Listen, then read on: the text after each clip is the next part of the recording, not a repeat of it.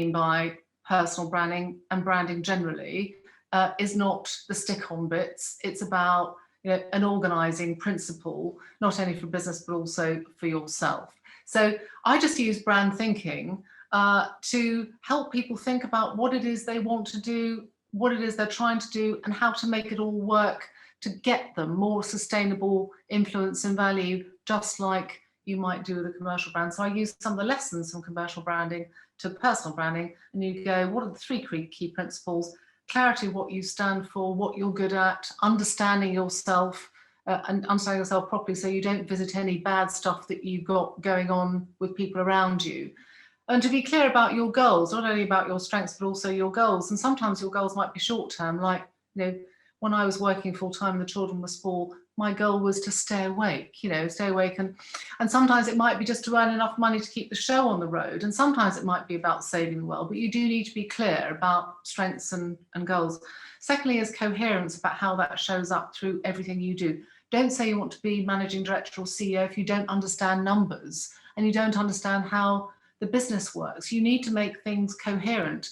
You need to learn the numbers. You need to learn how to be a good communicator in order to achieve some of the goals that I hope that people have got, that we get more normal human beings running organizations. So coherence matters, just like it would do in a commercial brand, of having distinctive products and services and how you recruit people and so on.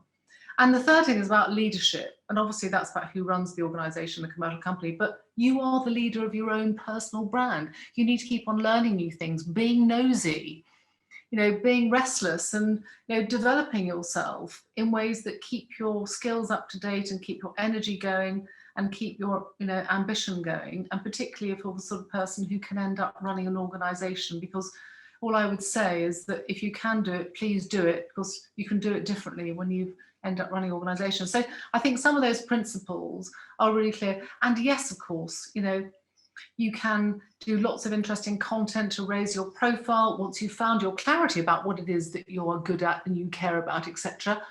You can absolutely write books, do lots of interesting content and be an expert and so on, and present yourself in a way that does justice to that. But I think these principles are really quite useful and pretty universal.